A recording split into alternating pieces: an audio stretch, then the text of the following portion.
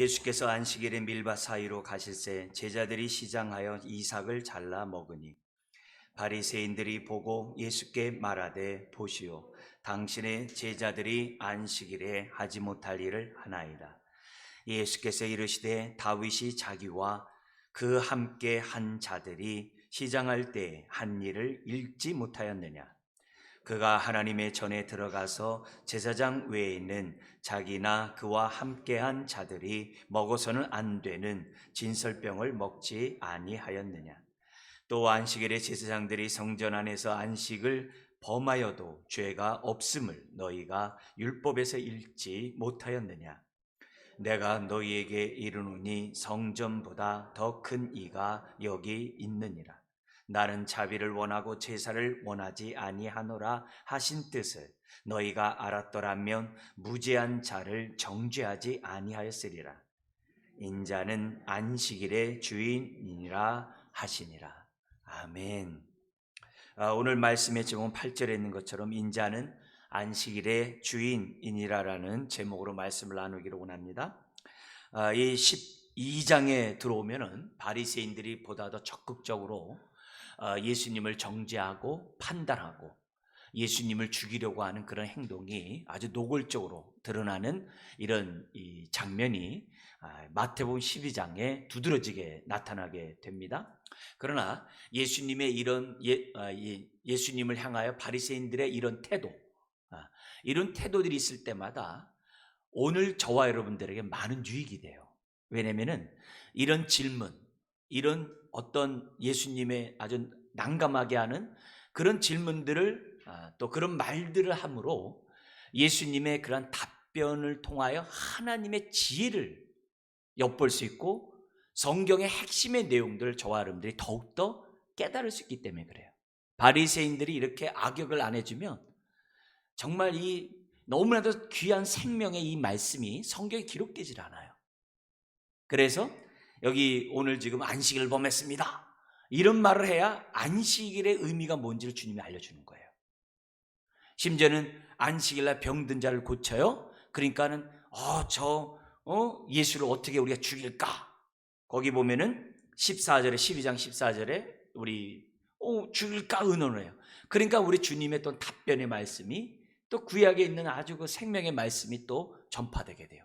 귀신을 쫓는 이 문제 앞에서 바알세불의 힘입어서 예수가 귀신을 쫓는다. 그러니까 하나님 나라에 대한 그 진리가 예수님의 답변을 통해서 또 쫙 나와요. 그리고 표적을 구하는 그 모습에서 표적을 보여주소서. 그러자 예수님이 요나의 표적밖에 없다 그러면서 3일 만에 부활하실 그 복음의 그 진리를 갖다가 답변을 딱 해요. 여기 당신의 어머니 형제가 있습니다. 그러니까 누가 내 모친이면 내 형제요 자매냐. 너무나도 정말 귀중한 진리의 말씀, 성경의 그 핵심의 그 원리에 대해서 우리들에게 이렇게 주님이 답변을 통해 가르쳐주고 있거든요. 그래서 우리가 이제 점점 이 말씀이 뒤로 가면 갈수록 정말 이 십자가와 부활의 그 말씀이 우리에게 잘 드러나고 있고 또 그러면 그럴수록 복음의 진리가 그 핵심이 우리들에게 드러나 있다는 거죠. 그래서 이런 것들을 보면서 우리의 믿음이 더욱더 진리의 말씀의 터 위에 깊게 뿌리를 내리고 세움을 입어야 하고 한 말씀 한 말씀 주님의 입에서 나오는 말씀을 소홀히 여기는 것이 아니라 영이요 생명의 말씀으로 잘 우리가 받아들여서 하나님의 말씀을 읽을 때마다 우리들이 여기 오늘 바리새인들이 책망을 받는 것처럼 우리가 그냥 읽는 것이 아니라 정말 성령님의 인도 속에 성경을 이해하고자 읽는 저와 여러분들이 되어야 한다는 이런 사실들을 우리가 12장을 통해서 이제 깨닫게 됩니다. 오늘 본문은 21절까지 안식일 논쟁의 한 부분이에요. 이 한 부분의 이 말씀을 통해서 안식일에 대한 참된 의미들을 저와 여러분들이 좀 더 깨닫고 이 주일, 안식일의 완성인 이 주일을 지키면서 어떤 마음으로 주일을 지켜야 되는지 이런 것들을 우리들이 배웠으면 좋겠습니다. 먼저 1, 2절에 보면은 오늘 본문이 이렇게 시작을 합니다. 바리새인들이 안식일을 범했다라고 예수님에게 이제 정죄하는 것으로 시작을 합니다. 안식일에 제자들이 시장에서 밀밭 사이를 지나가다가 어떻게 돼요? 거기에 이삭을 잘라가지고 손으로 비벼가지고 허기진 배를 채우게 됩니다. 이런 사실을 봤던 바리새인이 얘기를 합니다. 예수님에게 보시오, 당신의 제자들이 안식일에 하지 못할 일을 하나이다. 오늘날 우리들이 보면 야, 이거 너무한다, 참 이상하다, 이렇게 생각할 수 있는데, 그 당시 사회 분위기는요, 이런 말을 하는 것이 너무나도 자연스러운 그런 분위기였어요. 왜냐하면 그 당시 사람들은 안식일을 거룩히 지키라 하면서요, 39가지 하지 말아야 될 그 규칙들을 그 당시 사람들이 알고 있었거든요. 39가지가 있어요. 39가지 안식일을 해서는 안 되는 규칙들이 있어요. 그런 것들을 바리새인들을 통해서 회당에서 배웠고, 또 그런 것들을 지키고 있는 그런 사회예요. 그래서 그런 율법의 선생인 이 바리새인들이 예수님에게 이렇게 막 흥분해가지고 당신의 제자들이 지금 안식일을 하지 못할 일을 지금 하고 있습니다, 이렇게 지금 말하고 있다는 거죠. 지금 예수님 당시에 있었던 이 안식일에 해서는 안 되는 39가지 이런 법들이 나중에 이제 200년, 이제 한참 뒤입니다만, 이미 그 전서부터 구전으로 내려오던 율법을 정리하는 게 있어요. 그걸 미시나라고 그래요. 거기 보면 안식을 어떻게 지켜야 되느냐, 39가지 하지 말아야 된다, 이런 것처럼 율법에 대해서 우리가 알고 있는 이 10계명을 613개의 그 많은 그 울타리 율법을 만들어 놓고 부정한 것으로부터 자신들을 거룩하게 지키려고 하는 그 열망들이 그 당시에 많이 있었어요. 예수님 당시에도 굉장히 있었고, 그 이전에도, 그 이후에도 그런 것들이 많이 있었어요. 근데 예루살렘이, 성전이 무너지고 막 유리하게 되고 이런 위기가 처하게 되자 우리의 구전들을 갖다 글로 만들어 놓자. 그래서 성문화한 것이 미시나예요. 여러분도 탈무드 이런 거 들어보셨죠? 다 그런 상황이에요. 이제 그런 가운데 거기 39가지 막상 딱 보면요, 39가지 뭐 하지 말 게 뭐 이렇게 많아, 이렇게 생각하는데요, 내용을 알면요 쉬워요. 아주 누구나 지킬 수 있는 아주 그런 내용들을 갖다가 하지 말 것으로 돼 있어요. 한 예를 들어서 여러분 말씀드린다면은 하나하나 그걸 다 잘랐어요. 예를 든다면은 농사 짓지 말라 이러면 될 걸 갖다가 씨 뿌리지 말라, 경작하지 말라, 그게 하나씩이에요. 씨 뿌리지 말라, 경작하지 말라, 추수하지 말라, 곡식에 단을 묶지 말라. 무슨 말인지 알죠? 농사 짓는 그것을 갖다가 그냥 하나하나 다 잘라가지고 39가지를 갖다가 이렇게 나눠 놓은 거예요. 그것뿐만 아니라 목축업을 하는 또한 사람들이 있을 거 아니에요? 그 목축업과 연관해서 하나하나씩 또 잘라가지고 하지 말아야 할 것들. 아주 재밌는 거는 글을 쓸 때에도 2자 이상 쓰면 안 돼요. 2자 이상 쓰면 안 돼요. 예를 들면 그런 거예요. 그러니까 이런 것들은 누구나 다 할 수 있어요. 건축을 하거나 무너뜨리지 말라, 불을 피우거나 끄지 말라, 물건을 갖다 여기서 저기 옮기지 말라, 아무것도 안 하면 돼요. 그러니까 너무나도 어떻게 보면 일상생활 속에서 누구나 잘할 수 있는 그런 내용이에요.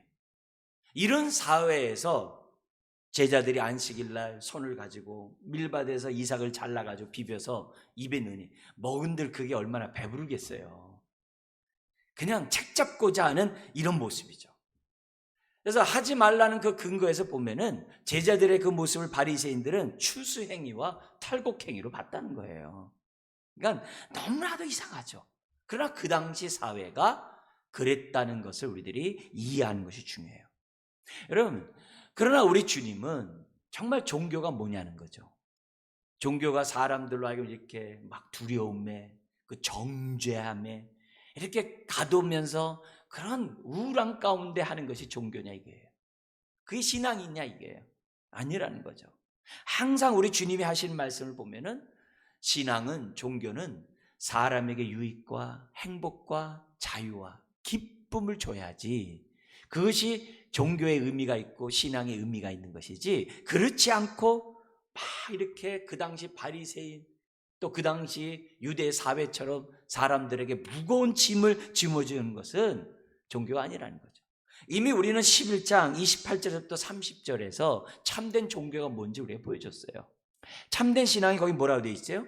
수고하고 무거운 짐진 자들아 다 내게로 오라 내가 너희를 쉬게 하리라.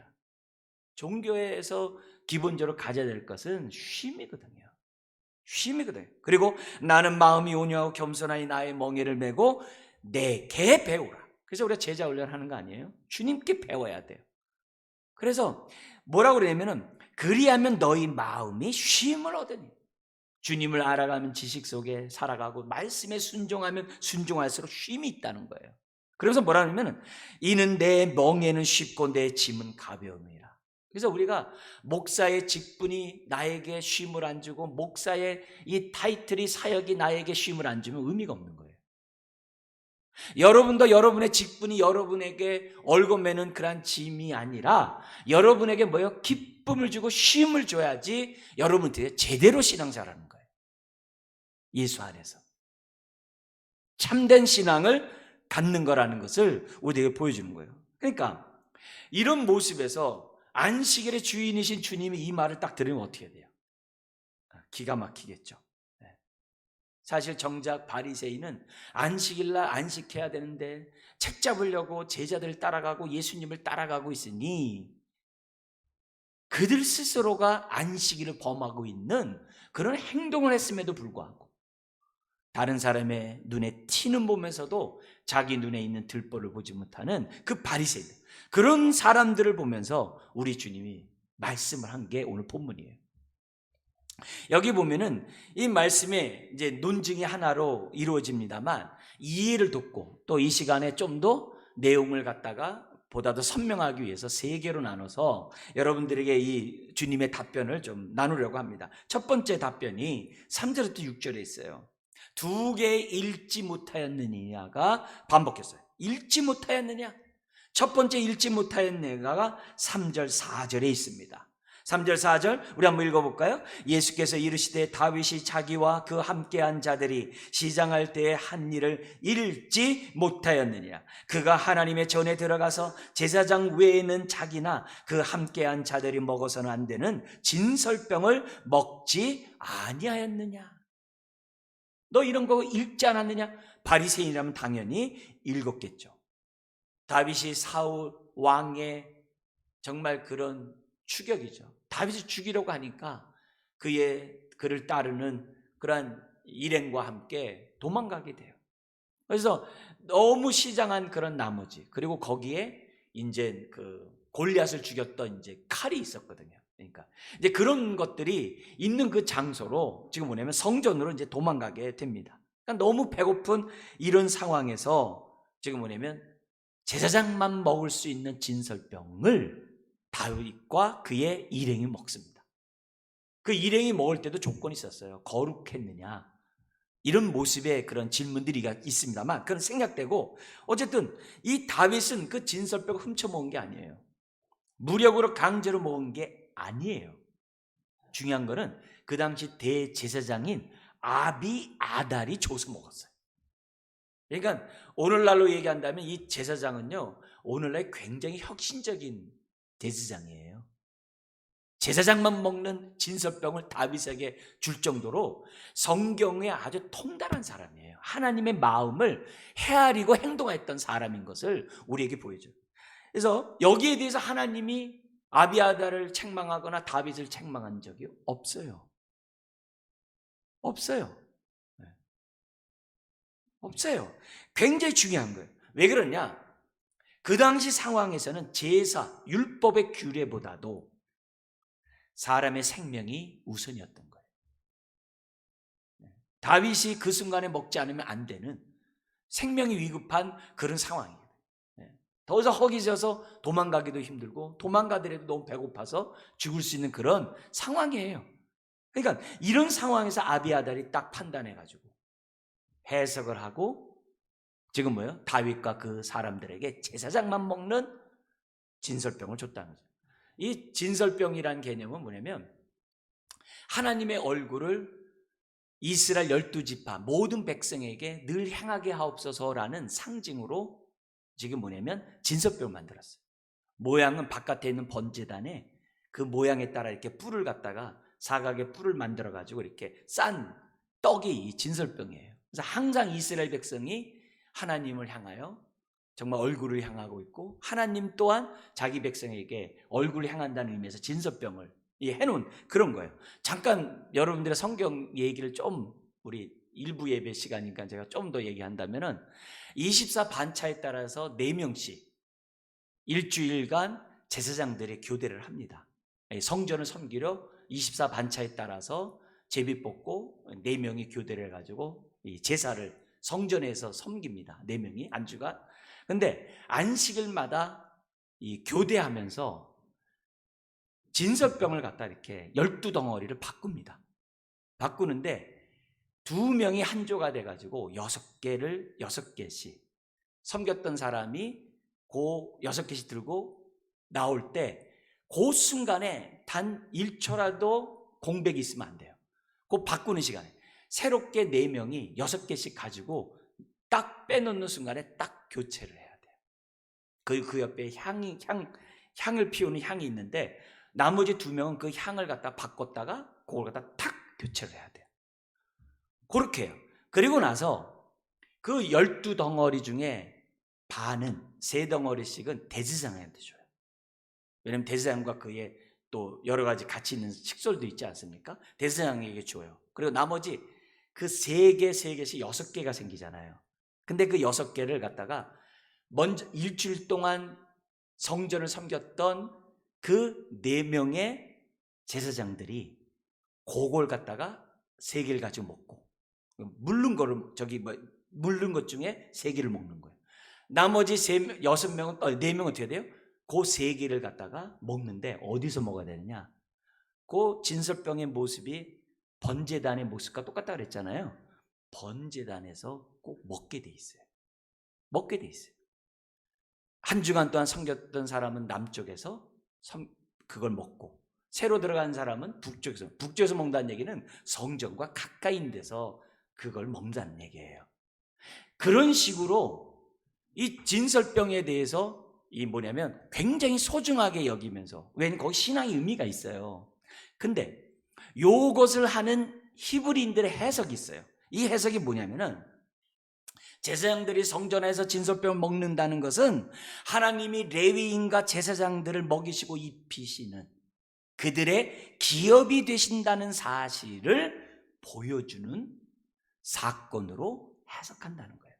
이미 이건 구약에 있는 성경에 있는 내용들이에요. 그걸 히브리인들이 그렇게 생각하고 제사장들이 그렇게 생각하는 거예요.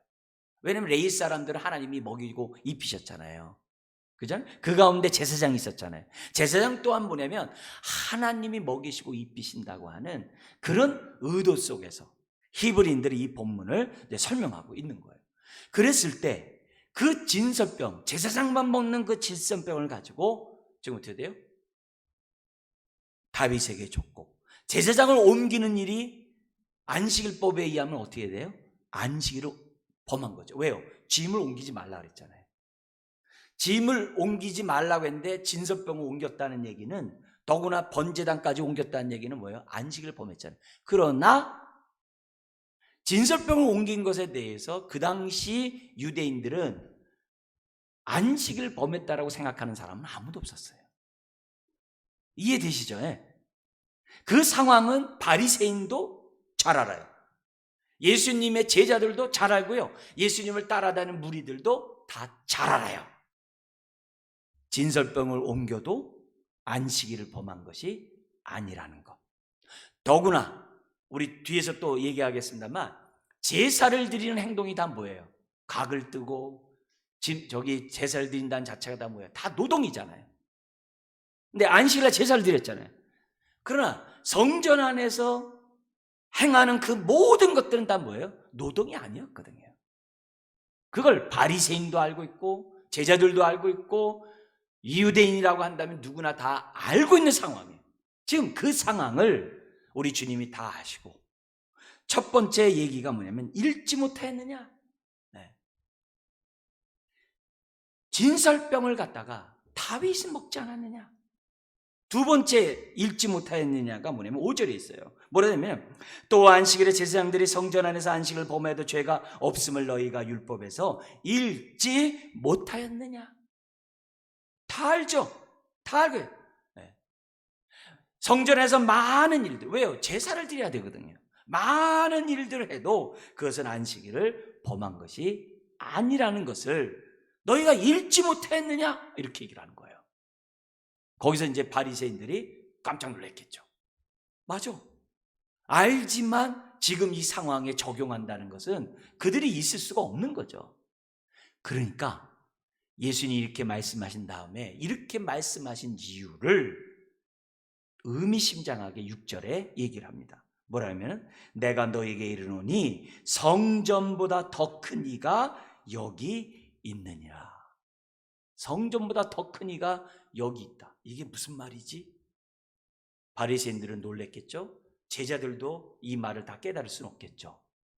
왜요? 성전을 헐라? 내가 사흘 동안에 일으키라. 그 말이 뭔 말인지 이해를 못했거든요. 오순절날 성령이 임한 다음에 나중에 그들이 깨달았지 그때는 깨닫지 못했다고 그랬거든요. 이 말 또한 제자들도 깨닫지는 못했을 거예요. 나중에 성령님을 통해서 그들의 눈이 밝아져서 이 본문을 깨달을 수 있었겠죠. 자, 그런데 여기 더 큰 이라는 이 단어가 12장에서는요 3번 나와요.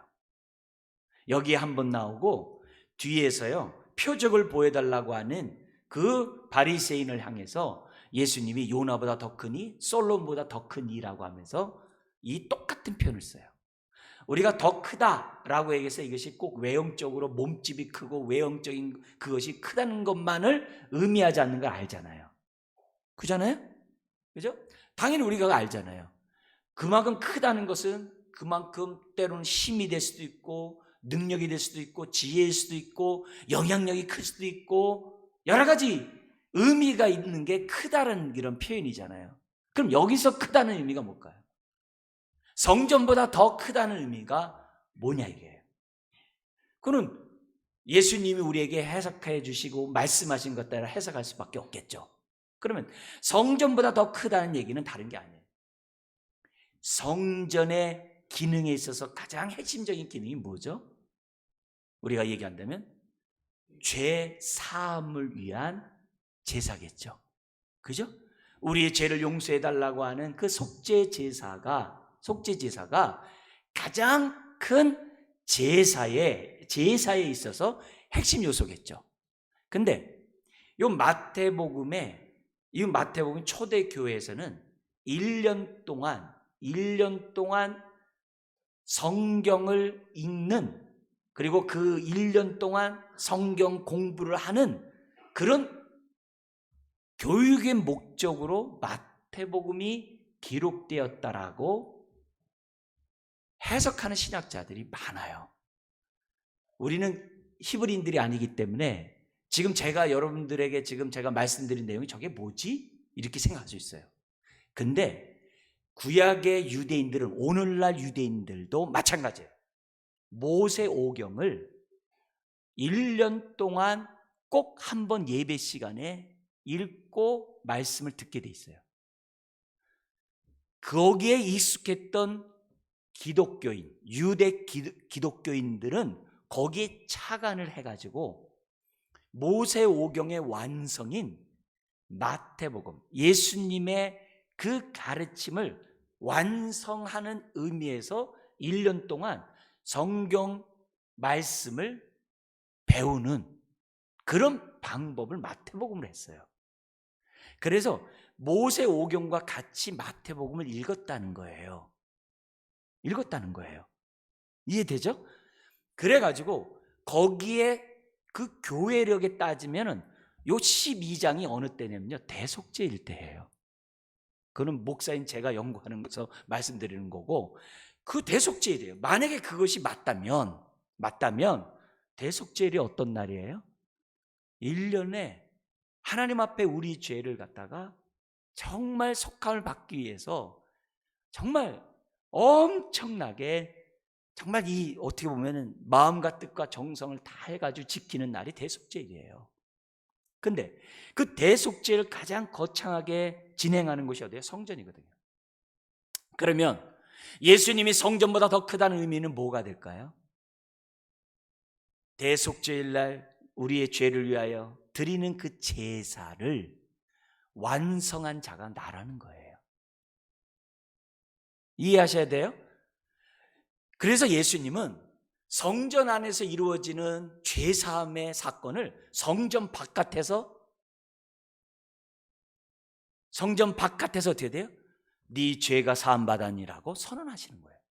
성전 안에서 제사장만 할 수 있는 너가 깨끗함을 받았니라고 하면서 나병 환자에게 한 선언을 성전 바깥에서 예수님이 너가 깨끗함을 받았다라고 얘기하는 거예요. 예수님이 제사장도 아니고 예수님이 성전 안도 아니고 성전 바깥에서 제사장 노릇을 하셨어요. 왜 그래요? 내가 바로 진정한 대제사장이고 내가 바로 참된 성전이신 것을 사람들에게 어떻게 돼요? 알게 하도록 하기 위해서 예수님은 성전 바깥에서 했단 말이에요. 그게 이미 앞에서도 우리가 배웠던 얘기예요. 그것을 염두에 두고 여기서 얘기한다면 뭐가 되겠어요? 성전보다 더 큰 일이라는 얘기는 성전에서 행하는 그 죄사함의 그러한 것들, 이젠 짐승이 아니라 내가 십자가에서 죽음으로 인류의 모든 죄를 단번에 영원히 완전히 과거 현재 미래의 모든 죄를 다 사했노라고, 우리 주님의 그런 생각이 오늘 이 본문 안에 들어있다는 거예요. 그렇다면 동시에 성경에서 예수님은 성전을 얘기하면서 뭐라고 그랬어요? 내가 성전이라고 그랬어요. 그 말을 좀 더 세분화하면은 예수 안에 있는 사람은 다 성전 안에 있는 사람이에요. 그리고 예수 안에 있는 사람이란 뜻은 무슨 말이에요? 하나님의 나라의 통치를 받고 있는 사람이 예수 안에 있는 사람이에요. 그래서 우리가 예수님 안에 있으면 내가 성전이에요. 우리가 예수님 안에 있으면 우리가 성전이에요. 그래서 하나님 나라의 통치를 받고 있다는 증거로 내 입에서 뭐가 나와요? 예수님을 주라고 고백해요. 아멘? 내 안에 하나님 나라가 임했다는 증거예요. 그래서 주라고 고백해요. 우리가 사도신경을 고백을 해요. 왜요? 이곳에 하나님 나라의 통치가 임했으니까. 두세 사람이 주의 이름으로 모인 곳에 함께 하신다고 그랬거든요. 그래서 우리가 성전이고 예수 안에 있는 사람들은 다 성전 안에 있는 거예요. 그러면 예수 안에서 먹고 마시고 일하는 모든 행동들은 어디 안에서 이루어지는 거예요? 성전 안에서 이루어진 거라는 거예요. 그 말이 예수님의 뭐에 있는 거예요? 내가 성전보다 더 크다라고 말씀한 거죠. 그러면 이 얘기를 나중에 제자들이 다 깨달아요. 심지어 사도 바울도 깨달아요. 사도 바울이 어떻게 깨달은 그 증거들이 많이 있는데 한 예가 로마서 15장에 있어요. 15장에 뭐가 나오냐면은 자기는 예루살렘에 올라가면서 구제비만 가지고 올라가는 게 아니라 이방 사람들의 대표인 이방 지도자들과 함께 올라가요. 그러면서 바울이 뭐라고 얘기하냐면은 나는 제사장으로서 지금 뭐예요? 하나님 앞에 어때? 제사를 드리러 올라간다는 거예요. 근데 그 제사가 뭐라고 그러냐면은 그 제물이 뭐냐면은 불신자들의 영혼이라고 그랬어요. 영혼을 아버지께 드리는 제사장으로 로마서 15장에서 바울이 이 표현을 써요. 빌립보서에서도 써요. 빌립보서는 뭐냐면은 바울이 로마 감옥에 있을 때 에바브로디도가 빌립보 교회의 대표자인 에바브로디도가 와서 도와줘요. 감옥에 있는 바울을 위해서 음식을 넣어주고 돌봐줘요. 돌봐주는데 이 사람이 풍토병에 걸려요. 죽게 되었어요. 근데 하나님의 은혜로 치유함을 받게 돼요. 몸이 건강해요. 건강한 에바브로디도를 다시 빌립보에 보내면서 편지를 보내요. 그게 빌립보서예요. 거기에 에바브로디도가 나를 어떻게 섬겼는지를 바울이 설명해요. 에바브로디도는 성전에서 제사장이 하나님 앞에 제사를 드리듯 나를 도왔다 그랬어요. 나를 섬겼다 그랬어요. 그 섬겼다라는 그 단어를 우리 성경은 돕다라는 단어로 번역을 했어요. 돕다는 헬퍼가 아니라 제사장이 하나님 앞에 제사를 드리다라는 단어예요. 그 우리 성경 그냥 돕다라고 썼어요. 번역을 했어요. 즉 바울을 비롯한 초대교회 성도들은 예수 안에 있는 모든 삶이 다 뭐예요? 성전 안에서의 삶이라고 이해하고 가르치고 그렇게 배우면서 살았다는 거예요. 그렇다면 오늘 우리도 2022년 살아가는 저와 여러분들도 당연히 성전에 대한 생각을 가져야죠. 베드로도 얘기했잖아요. 우리는 왕 같은 제사장이래요. 저와 여러분들은 하나님의 아름다운 덕을 선전하기 위해서 왕 같은 제사장이 됐대요. 아름다운 덕이 뭐예요? 그게 전도죠. 오늘 우리가 다 왕 같은 제사장 의식은 있잖아요. 그런데 그 의식만 갖는 게 아니라 예수 안에 있는 저와 여러분이라는 그 의식을 갖고 있어야죠. 하나님의 나라가 임하는 곳에는, 통치가 있는 곳은 다 성전이에요. 성전이에요. 오늘 우리들이 신앙생활하면서 정말 성전보다 더 크신 이가 바로 뭐예요? 예수님이란 이 메시지 속에서는 정말 많은 것들을 우리에게 가르치고 우리에게 지금 정말 함축하고 있는 내용이에요. 우리 개인에게 얘기해 봅시다. 여러분, 지금 제사장들이 진설병 먹는 게 뭐라고요? 하나님이 레위인과 제사장의 뭐가 된다는 거예요? 먹이시고 입히시는 지금 뭐예요? 그 모든 것을 책임져 주신다는 것에 대한 하나의 증거라고 그랬잖아요. 마찬가지예요. 예수 안에 있는 사람은, 하나님의 통치 아래 있는 사람은, 예수님을 주라고 고백하는 사람들은 하나님이 먹이시고 입히신다는 거예요. 일용할 양식을 주옵시며 일용할 양식을 공급하신다는 거예요. 그걸 저와 여러분들이 믿으면서 오늘 안식을 누리는 저와 여러분들이 되셔야 되는 거예요. 되셔야 되는 거예요. 여러분, 이것은 굉장히 중요해요. 하나님이 우리의 삶을 책임져 주신다는 것, 그게 안식을 누리는 사람들이 가져야 될 기본 마음이에요. 기본 마음. 제가 묻겠습니다. 여러분의 삶을 하나님이 책임져 주실 걸 믿으십니까? 네. 왜요? 하나님이 우리의 선한 목자니까. 그게 성전 안에 있는 사람이 정말 믿고 살아가야 될 신앙 고백이에요. 그거 없이 안식이 없죠, 마음에. 내일 빨리 먹어야 되는데, 예배 드리면서 장사해야 되는데, 예배 드리면서 나 어떻게 살지? 예배 못 드리죠. 오늘 그것을 저와 여러분들이 기본적으로 첫 번째 우리가 알아야 됩니다. 그러면서 두 번째 교훈이 7절에 있어요. 호세아서 선지자에 있는 말씀을 우리가 인용해서 예수님 말씀하셨는데요, 7절에 있습니다. 한번 읽어볼까요? 나는 자비를 원하고 제사를 원하지 아니하노라 하신 뜻을 너희가 알았더라면 무지한 자를 정죄하지 아니하였으리라. 제자들을 보고 무지한 자라고 얘기를 해요. 너희들이 함부로 제자들에게 무지한 자를 정죄를 했는데 너희들이 지금 그렇게 죄를 범하지 않았을 것이다. 딱 그래요. 이 귀절이 호세아 6장 6절이거든요. 나는 인애를 원하고 제사를 원하지 아니하며 번제보다 하나님을 인격적으로 아는 것을 원하노라. 호세아 6장 6절에. 그래서 하나님을 알라, 힘써 여호와를 알라. 그 귀절이 있는데 그 귀절을 인용해 가지고 예수님이 딱 말씀하는 거예요. 나는 인애를 원하고 제사를 원하지 아니한다. 여기 우리는 인애를 자비로 번역을 했어요. 나는 자비를 원하고 제사를 원하지 아니하노라. 여러분, 이 비슷한 이 귀절이 호세아만 얘기한 게 아니에요. 성경에 많아요.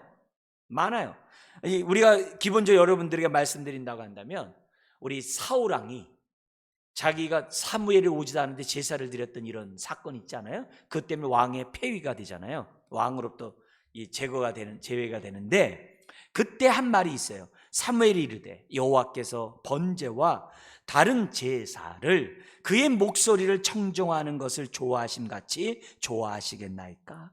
순종이 제사보다 낫고 듣는 것이 수양의 기름보다 나으니.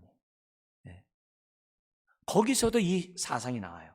심지어 이사야 선지자가 1장에 막 통에 자복하고 답답해서 이 이스라엘의 죄를 놓고서 마음 아파하잖아요. 그때 나와 있는 하나님의 말씀이 뭐냐면, 나는 제사를 원하지 않는다.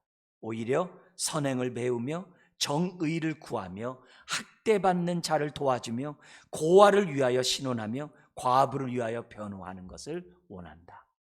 그렇게 돼 있어요. 그러니까 요 규절은 이미 마태복음 9장 13절에도 한 번 더 사용하셨어요. 주님이. 거기 보면은 예수님이 세리와 함께 식사를 한다는 걸 보면서 바리새인 비판할 때 우리 주님이 뭐라고 그러냐면은 너희는 가서 내가 긍휼을 원하고 제사를 원하지 아니하노라 하신 뜻이 무엇인지 배우라. 나는 의인을 부르러 온 것이 아니라 죄인을 부르러 왔노라 할 때도 요 얘기를 또 썼어요. 그러니까 9장에도 쓰고 12장에서도 썼다는 얘기는 무슨 말이에요? 너무나도 중요하다는 얘기죠. 이걸 통해서 우리가 배워야 될 것은 뭐냐? 오늘 우리가 이처럼 예배를 드리지만 중요한 건 마음이라는 거예요. 우리가 예수 그리스도를 믿고 예수를 나의 주라고 고백하잖아요. 근데 그 고백과 함께 따라오는 게 뭐냐면 하나님의 마음을 배우고 하나님을 닮아야 한다는 거예요. 저나 여러분이 하나님을 닮아야죠. 주여 주여만 하고 닮지 않으면 안 되잖아요. 그리스도의 마음을 품으라고 그랬잖아요. 나는 마음이 온유하고 겸손하니. 그러니까 그런 마음을 품는 것이 저나 여러분 모두가 신앙생활이잖아요. 그래서 우리가 예배를 드릴 때 있어서 우리가 몸만 이 자리에 오면 안 되죠. 나 같은 자에게 긍휼함, 자비, 인자를 베푸신 하나님의 그 사랑에 감사해서 오늘 저와 여러분들이 이 자리에 나와서 예배를 드려야죠. 그런 은혜를 아는 마음 없이 예배를 드리면 그건 형식적일 수밖에 없죠. 형식적인 것에는 반드시 뭐가 나타나요? 하나님의 의의보다는 자기 의의가 나타나요. 예수님을 자랑하기보다는 자기를 자랑하게 돼 있어요. 사람을 이해하고 용납하기보다는 정죄하고 자기가 으뜸되고자 하는 게 있어요. 거기에서는 하나님이 그런 예배를 받을 수가 없는 거죠. 하나님이 원하는 제사는 자비, 인애를, 긍휼을 원한다는 거죠. 내가 하나님의 마음을 품고 예배하는지 안 하는지를 아는 분별한 방법은 아까 말씀드린 것처럼 그거예요. 내가 사람을 볼 때 그 사람의 나는 죄인과 세리의 친구가 될 수 있는가? 나는 그런 사람을 볼 때 긍휼한 마음을 갖고 있는가? 그게 아니라 내가 수준을 논하고 자기의 어떤 의의를 드러내고자 내가 말을 하고 생각한다고 한다면 그거는 내가 여기 나오는 자비를 아는 사람의 모습이 아닌 거죠. 그러니까 바리새인들이 아무리 율법을 알면 뭐예요? 그 율법이 그를 구원할 수가 없는데 율법을 안다면 자비가 있어야 되는 거죠. 그래서 야고보서에서도 그러잖아요. 긍휼 없는 자는 긍휼 없는 심판을 당한다. 그래서 우린 야박하면 안 돼요. 뭘 인정하면 안 돼요. 그거는 하나님의 마음이 아니에요. 하나님의 마음이 아니에요. 나에게 섭섭하게 하고 속상하게 한 사람에게도 긍휼한 마음을 가져야 해요. 그것이 뭐예요? 오늘 이 시간 예배를 드리는 저와 여러분들이 가져야 될 태도인 거죠. 이게 굉장히 무서운 얘기죠. 오늘 우리가 이처럼 예배를 드리는 이 시간에 정말 율법의 그 정신, 그게 하나님의 마음을 알고 드리는 것이 중요해요. 그렇다고 오해해가지고서 진설병만 아무나 먹으면 어때? 나 예수 안에 있는데 예수 안에 있는데 죄를 지면 어때? 주님이 단번에 영혼이 완전히 다 도말했는데 이 죄도 다 용서받았어 하면서 막 죄를 짓고 그럼 말이 안 되는 거죠. 말이 안 되죠. 오늘 저와 여러분들이 나에게 먼저 십자가의 은혜를 대야죠. 나 같은 자가 하나님의 자비를 얻다니. 그게 중요한 거죠. 그게 있어야 되죠. 그래야 오늘 우리가 이 시간에 예배를 드리는 저와 여러분들이 의미가 있는 거고 또 예배를 드리면서 그 마음을 회복해 달라고 갖게 해달라고 회개하면서 하나님의 마음을 달라고 하는 것이 예배의 주된 목적인 거죠. 우리가 형상을 따라 지음받았다고 한다면 형상을 닮아야 되겠죠. 하나님의 그러한 자비의 마음을 저와 여러분들이 가져야죠. 그래서 저나 여러분들이 지금 이 메시지 속에서 우리가 생각해야 돼요. 나는 하여튼 뭘 하든지 우리들의 마음의 동기는요 긍휼이 돼야 돼요. 상대방을 긍휼히 여기는 마음으로 돼야 돼요. 마음이 내가 이렇게 해도 내가 손해인데 나 그렇게 손해보고 싶지 않아. 나는 나 하나 몸 하나 건수하기도 힘들어. 해가지고 이렇게 허신담을 다시 세우는 게 아니라 그냥 내 마음이 그냥 긍휼한 마음으로 사람을 대해야만 한다는 거죠. 내 눈에 거슬리고 함께 상종하고 싶지 않은 사람을 대할 때도 내 마음이 어떻게 돼요? 긍휼한 마음을 달라고 기도하면서 우리가 어떻게 돼요? 상대방을 대해야만 한다는 거죠. 주님이 말씀하셨어요. 수고하고 무거운 짐진 자들 다 내게로 오라. 그 갈등하는 그 마음을 주님이 쉬게 해주겠대. 해결해 주겠대.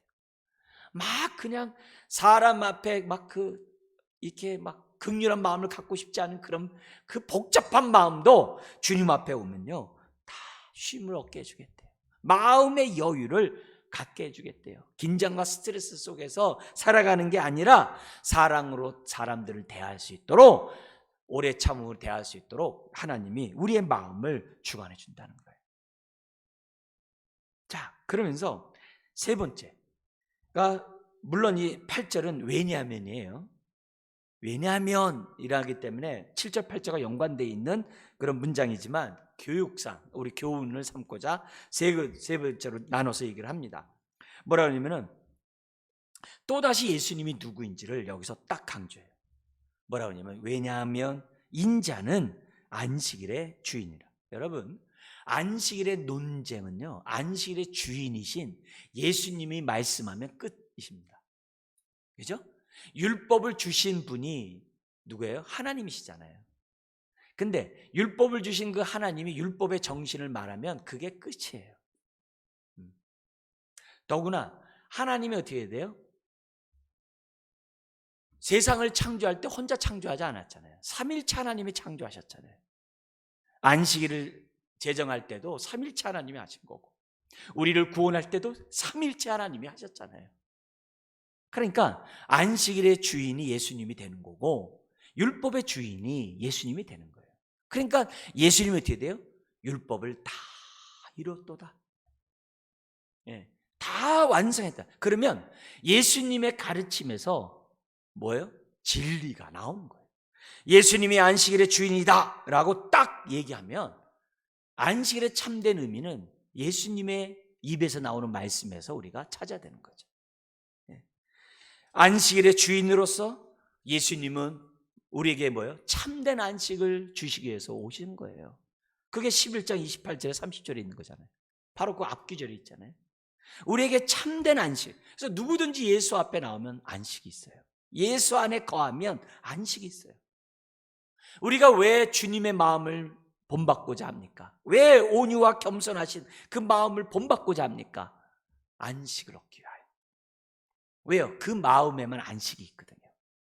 왜 예배를 드리면서 회개를 합니까? 내 마음에 안식을 얻기 위해서. 우리가 예배하면서 회개를 하는 거죠.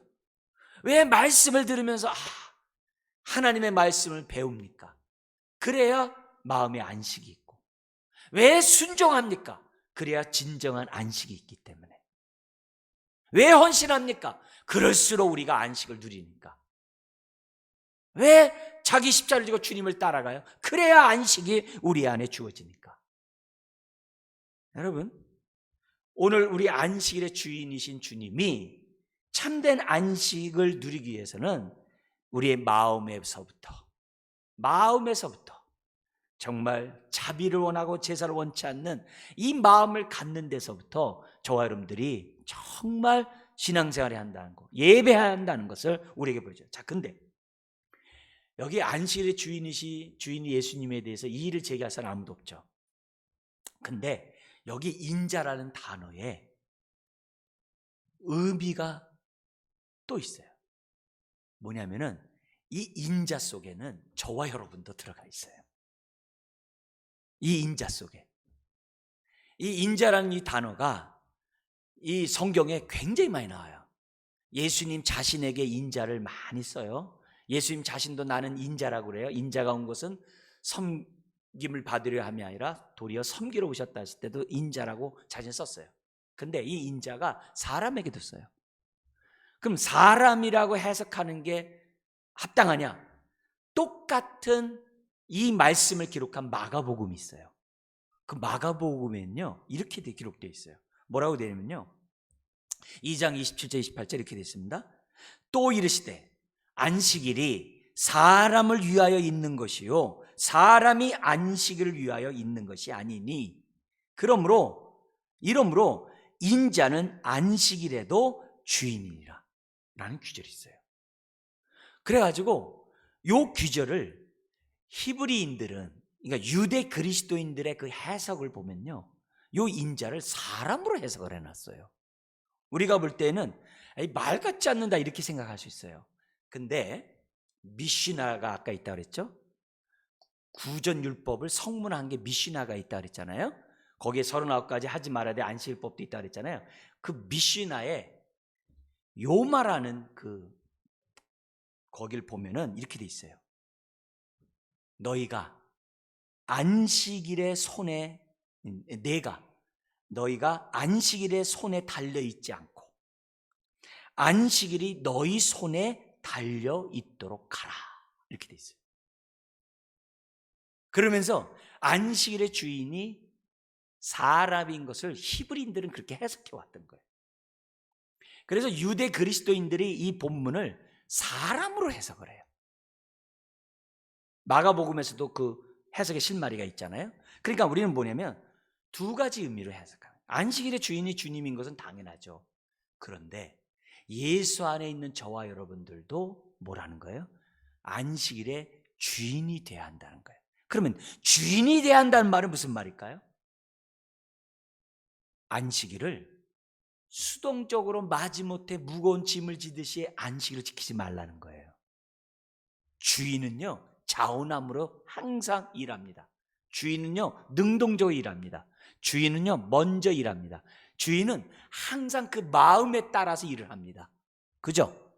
그러니까 여기서 우리가 안식일의 주인이라는 이 말은 예배를 드리는 것이 율법을 지키듯이 무거운 짐을 지키듯이 마지못해 예배 나오고 그러지 말라 이게. 예배 정말 내가 어떻게 돼요? 주체자로서 예배자로서 능동자로서 하나님 앞에 어떻게 돼요? 자원함으로 기쁨으로 안식을 주신 하나님께 감사함으로 저와 여러분들이 뭐예요? 예배를 드려야 한다는 것이 안식일의 주인이란 거예요. 그렇지 않으면 우리 안에 어떻게 돼요? 참된 안식을 누릴 수가 없죠. 예배 안 드리고 집에서 쉬는 사람이 부럽죠. 예배 안 드리고 놀러 가는 사람이 부럽죠. 그러면 안 되죠. 안식일의 주인인 저와 여러분들 하나님 앞에 예배를 드리더라도 어떻게 돼요? 내가 주체자로서 예배를 드려야죠. 예배를 드리는 여러분이 마치 이렇게 영화관에서 이렇게 제가 하는 걸 이렇게 관람하듯이 예배를 드리면 안 되죠. 함께 사도신경 고백하고 함께 찬양하고 대표 기도하면 함께 아멘하고 말씀을 전하는 저와 여러분들이 어떻게 돼요? 하나님 말씀을 듣듯이 저도 전하면서 듣고 여러분도 듣고 정말 영과 진리로 예배하는 저와 여러분들이 될 때 그게 예배 안식일의 주인인 거고 예배 주체자가 될 수 있다는 것을 우리들에게 가르쳐주고 있는 거죠. 그런데 예배 안식일의 주인인 우리가 어떻게 돼요? 안식일날 예배도 안 드리고 성도의 교제도 안 하고 내 육신을 위하여 오락을 일삼는다고 한다면 그거는 안식일의 주인이 아니죠. 저나 여러분들이 그렇게 해서는 안 되죠. 안식일의 주인답게 해야죠. 우리가 육도 쉬어야지만 영도 쉬어야죠. 영도 쉬어야죠. 여러분 영이 평안하지 않은데 쉼이 없는데 육이 무슨 편안하겠어요? 영혼이 잘 돼야 범사가 잘 되고 강건하지. 영혼의 안식이 없는데 어떻게 육의 안식이 있어요? 말이 안 되죠. 그런 의미에서 우리가 오늘 어떻게 돼요? 우리는 떡만 먹는 육의 존재가 아니잖아요. 하나님의 말씀을 먹는 영적 존재잖아요. 그래서 우리가 이 말씀을 오늘 들을 뿐만 아니라 예배를 통하여 우리의 영의 양식을 저와 여러분들이 얻는 것이 우리가 뭐예요? 성수주의라는 거고 우리가 뭐예요? 예배를 드리는 거죠. 여러분 예수 안에서 쉼이 없는 사람은 하늘나라에 못 가요. 왜요? 예수 바깥에 있는 사람이거든요. 예수 안에 있는 사람만이 천국 가죠. 여기서 안식을 누린 자만이 천국에서 안식을 누리는 거죠. 죽어서도. 왜요? 예수 안에 있으니까. 예수 안에 있으니까. 그렇기 때문에 오늘 우리들이 예배하는 저와 여러분들이 이 시간 정말 어떻게 이 주일을 맞이하고 어떻게 예배를 어떤 마음의 태도로 드려야 하는지를 우리가 알아야 되는 거죠. 다시 한번 생각해야 되는 거죠. 그리고 이런 마음으로 예배를 드릴 수 있다면 감사해야죠. 지금 이런 마음으로 이 자리에 왔다면 정말 이걸 깨닫게 하신 성령님께 감사해야죠. 그러면서 하나님께 영광을 드려야죠. 그래서 조금이라도 굳은 마음 있으면 제하고 부드러운 마음 주셔서, 그래야 안식이 있으니까, 그래야 순종하니까, 순종해야 진정한 안식이 있으니까, 사명에 헌신해야 진정한 안식이 있거든요. 내 멍에는 가볍고 쉬우니라. 직분에 헌신해야 안식이 있거든요. 거기에 참된 안식이 있다라고 주님이 말씀하고 있거든요. 그래서 오늘 우리가 주일을 지킬 때 마지못해 지키는 게 정말 감사함으로, 자원함으로, 그럴 때 거기에 뭐가 있는 거예요? 쉼이 있는 거죠. 하나님의 안식이 있는 거죠. 오늘 우리가 안식일의 완성인 주일을 통해서 예배를 이처럼 드리고 있습니다. 오늘 우리가 예수 안에서 주님과 함께 우리는 안식일의 주인이에요. 오늘 예배하는 여러분 심령 속에 주님의 주님 되심이 더 온전해져서, 여러분 마음의 성전이 온전해져서 하나님 나라가 온전히 임함으로 마음의 평강, 쉼을 얻으시기를 주의 이름으로 축원합니다.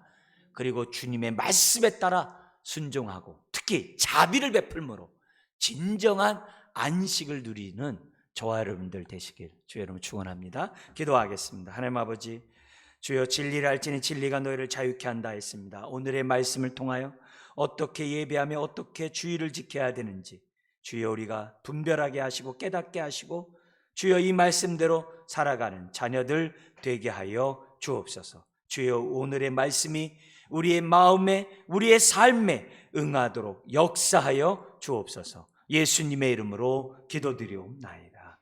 아멘.